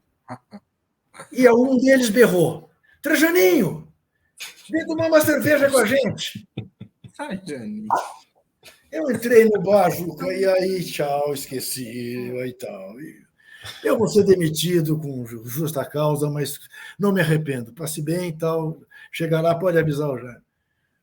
Bom, eu cheguei em São Paulo. Falei, ô Jairo, você acha que pode demitir um cara que atrasou a matéria porque o fulano Beltrano o chamaram para tomar um chopp? Aí o Jairo também era um cara sensível. Falou, tá bom, Juca, vai, fica. Não fala mais nada. E assim foi. E ele escapou da guilhotina desse jeito. Que história maravilhosa. Que clássico, hein, André? Que programa, hein? Maravilhoso. A gente poderia te ouvir aqui horas. Eu vou confessar uma coisa aqui para nossa comunidade, que a gente não confessa o off, né? Mas o vestiário fica no vestiário, não é isso, Juca? É isso. Mas olha, a gente combinou 1 hora com o Juca, ele entendeu que era meia hora, e ele está aqui conosco há 1h40 e com cara de quem pede mais bola. Dá no meu pé que eu resolvo. Mas, infelizmente, a gente vai ter que chegar no final aqui. Juca, no nosso último quadro aqui, que o André elaborou, o André é o falso 9, né? É o Tostão, é o Messi do Guardiola, ele é o falso 9, ele que é o mentor aqui. É um quadro cultural, uma dica cultural, né? Para o pessoal, um livro, um documentário. Aliás, todo documentário desse país é obrigatório ter Juca Kfouri. Ele é a cara dos grandes documentários. O Doutor Castor a primeira fala é tua, é genial, né? Impossível entender o Rio de Janeiro sem duas personagens. Sem Antônio Carlos Jobim e o Doutor Castor de Andrade. Que maravilha, Ju, que maravilha. Que personagem. Doutor Castor. E nós vamos pedir uma dica sua. Vamos começar com a dica do André. Nós vamos começar, obviamente, né, na hierarquia, né? Eu primeiro, depois o André, depois você. Vamos começar as coisas como são, né? Para você fechar a nossa... Uma reverência aí à dona Nadir Kfouri, né?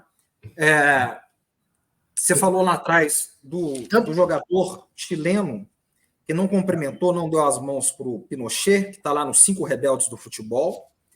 Já tem várias dicas culturais aí. E dona Nadir está lá, imortalizada no prédio da PUC São Paulo. Nós sempre recebemos aqui grandes professores. Esteve aqui conosco o Nasser há pouco tempo. Enfim, está aí sempre o Como é que chama lá, André? O que a gente traz aí sempre, lá, o Zé, o Quem? jornalista lá, Não. da PUC. Qual deles? Traz bastante. Nosso amigo, pô, da risada gostosa, agora já... Dona Enfim, daqui Nadir a pouco... Kfouri deixou o Erasmo Dias com a mão no alto. Não deu a mão Exatamente. a assassinos. Pra Quando houve a assassinos. invasão da PUC, do Tuca. Exatamente. Então, a PUC, eu sou filho da PUC, Juca, que eu fiz um mestrado lá, né? A PUC tem aquele prédio, e eu costumo falar com os meus colegas lá, que o espírito da Nadir Kfouri, ele passa por lá. A PUC, ela é subversiva, né? No sentido, ela é rebelde por natureza, pela essência, e se deve a essa senhora que está aí atrás do doutor Juca. Então, que maravilha. Te receber aqui, Juca, é muita riqueza. Então, Pedro, você sabe que eu sempre que vou à PUC, eu digo sempre o seguinte: olha, gente, eu sou filho da USP, mas sou sobrinho da PUC, e desde março desse ano sou avô da PUC, porque a minha neta mais velha está fazendo ciências sociais na PUC. Que lindo. Para minha grande alegria. Que maravilha. É. E aí fica aí, Juca, então, a dica. Fica o Doutor Castor, que é um documentário maravilhoso, que o Juca está lá, e como diria o Dr. Sócrates, né, ele dá aquele toque de calcanhar, ele faz a diferença. Num documentário de alto nível, ele, quando entra, ainda tá certo. Fica aqui um ensaio sobre o capitalismo, do professor Beluso. As últimas colunas são sobre futebol, do Canhoteiro é maravilhosa. E fica aqui o Eduardo Galeano, o caçador de histórias. Tem crônicas sobre futebol, sobre Maradona. Tem uma parte aqui que é fechado por motivo de Copa. Então era impossível chegar ele pôs uma placa na casa dele, fechado por... Então ele não fazia nada durante a Copa, só assistia.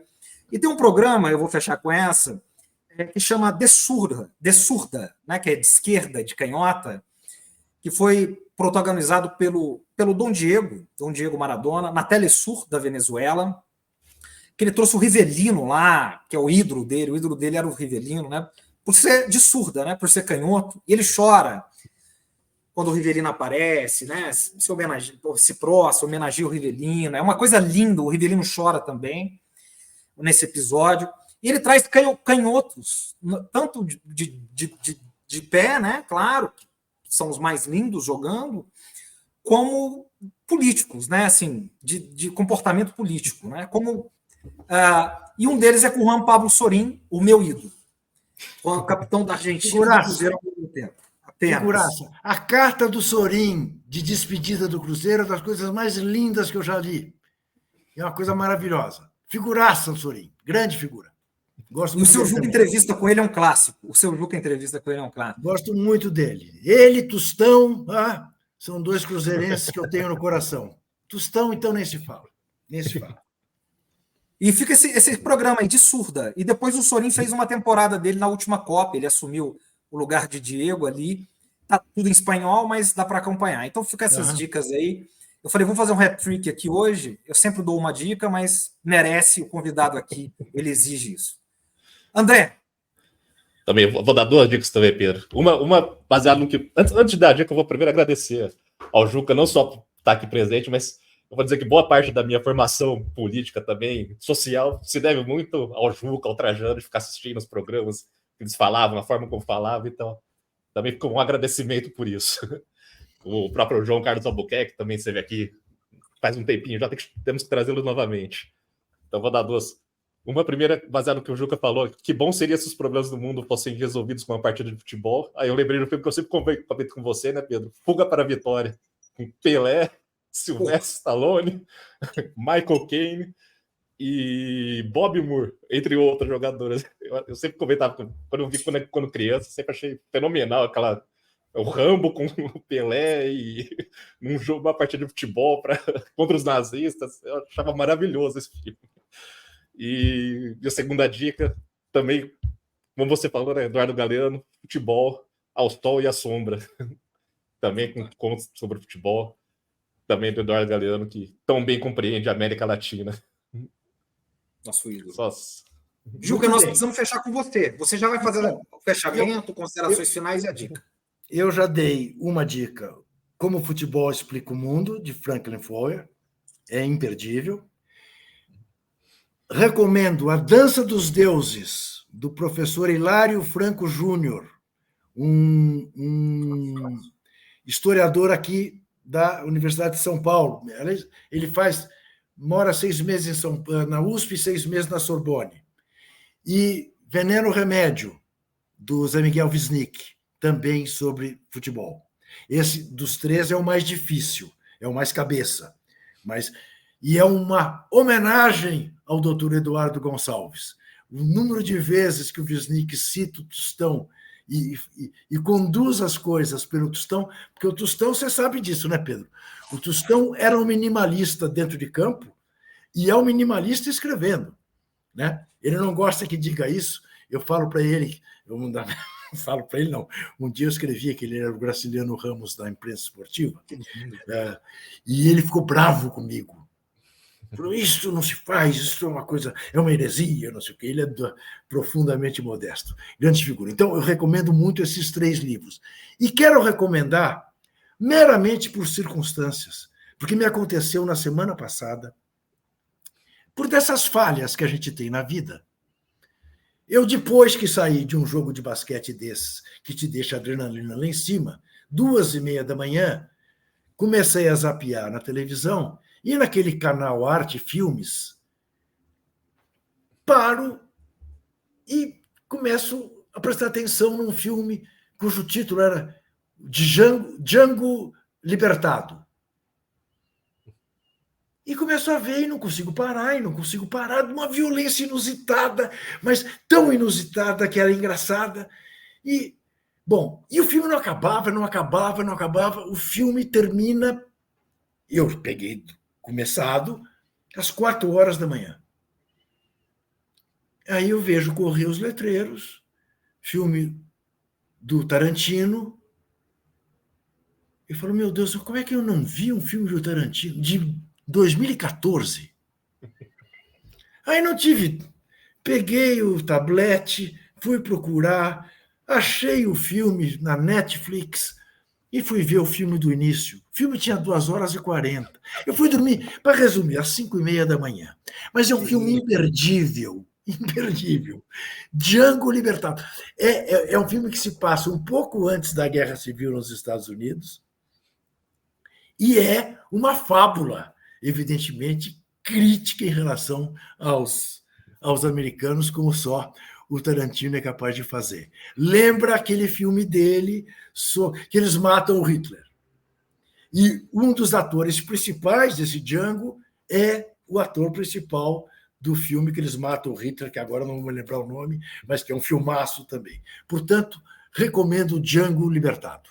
É isso, minha gente. Foi muito bom esse papo. Realmente, vocês tomaram de mim o primeiro tempo inteiro do Botafogo. Vou ter que correr agora para poder escrever alguma coisa e vou ver o segundo tempo. E depois vamos torcer, né? Vamos torcer pelo Liverpool genérico contra o time do economista. Valeu, Juca. Juca, só uma última coisa aqui, que eu só não dar esse recado aqui para uma... Tem uma amiga minha de Pouso Alegre, cujo gato dela, ela te lia na Carta Capital. E quando você escrevia na carta, ela é daquela época, né? São fãs de fases, né? E o gato dela se chama Juca Kfouri. Chamam Juca, né? Juca Kfouri em homenagem, obviamente. Então eu não podia deixar de Pouso Alegre, Minas Gerais. Você faz favor, peça para ela mandar uma foto desse gato Juca Kfouri para você e você manda essa foto para mim, entendeu? Para eu mostrar para as minhas netas que existe um gato chamado Juca Kfouri em Pouso Alegre. Se é que o gato está vivo ainda, né? É possível que o gato... que ela chamava o gato de Juca Kfouri. É bem mais provável. Enfim, tá bom. Ô, Juca, você está em plena forma, hein? Você está jogando muito, hein? Você está igual o Vinho, não é, André? Jogou passou dos 90 minutos aqui, ó. Jogando muito, Juca. Você está distribuindo um jogo fácil aqui, viu? Você está muito bem. Que maravilha. Caminhadas diárias de 50 minutos em passo acelerado. É por isso que eu seguro a onda, tá bom? Fantástico te ouvir. Obrigado, pessoal. Semana que vem o Mundo é um Moinho está de volta. Beijo no coração aí, Juca. Beijo para nossa comunidade. Valeu. Outro. Obrigado, gente.